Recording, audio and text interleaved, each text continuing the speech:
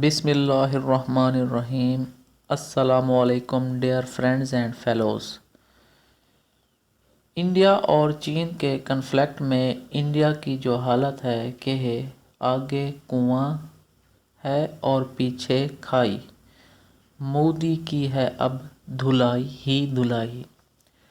ناظرین گرامی، چین کے ہاتھوں پیٹنے والی بھارتی فوج اب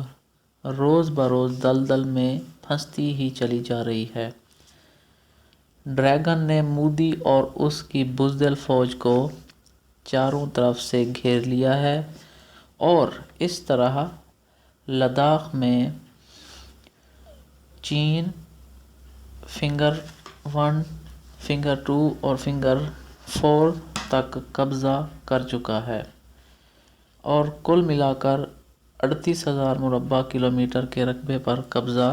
کر لیا ہے، جس کا اعتراف بھارت کے وزیر دفاع راج ناتھ سنگھ اپنی پارلیمنٹ میں قبول کر چکا ہے۔ اور راج ناتھ سنگھ نے مزید یہ بھی بتایا ہے کہ چین اور بھی مزید علاقوں پر قبضہ کرنا چاہتا ہے اور بھارتی فوجیوں کی دھلائی کرنے کے لیے چین نے کئی قسموں کے ہتھیار لداخ میں پہنچا دیے ہیں، جیسا کہ بھاری توپیں، heavy artilleries, multi rocket launchers, J-10 اور اپنے فوجیوں کو کئی قسموں کے جدید ترین ہتھیاروں سے لیس کر دیا ہے۔ اور ناظرین گرامی، موسم سرما سے نمٹنے کے لیے چین نے جدید قسم کے گرم کپڑے اور وردیاں پہنچا دی ہیں۔ ناظرین گرامی، اب ان مشکل حالات سے نمٹنے کے لیے مودی اپنی فوجیوں کی تعداد میں اضافہ کر رہا ہے اور اب حال ہی میں مودی نے ایک ڈویژن فوج لداخ میں بھیج دی ہے اور اس کے علاوہ چین کے مقابلے کے لیے کئی ہتھیار پہنچا دیے ہیں، جیسا کہ آرٹلریز، ٹینکس، لڑاکا طیارے جن میں MiG-21، Su-30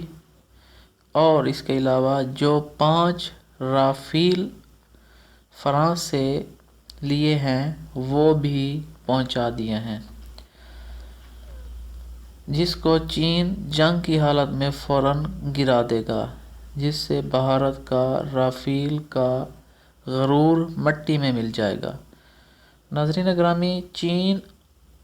اور بھارت کا کنفلکٹ آج کا نہیں ہے، بلکہ 1962 میں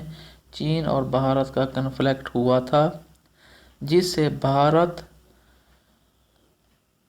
کی چین نے خوب دھلائی کی تھی اور اب 2020 مئی سے دونوں ملکوں کے درمیان لداخ میں کنفلکٹ شروع ہوا،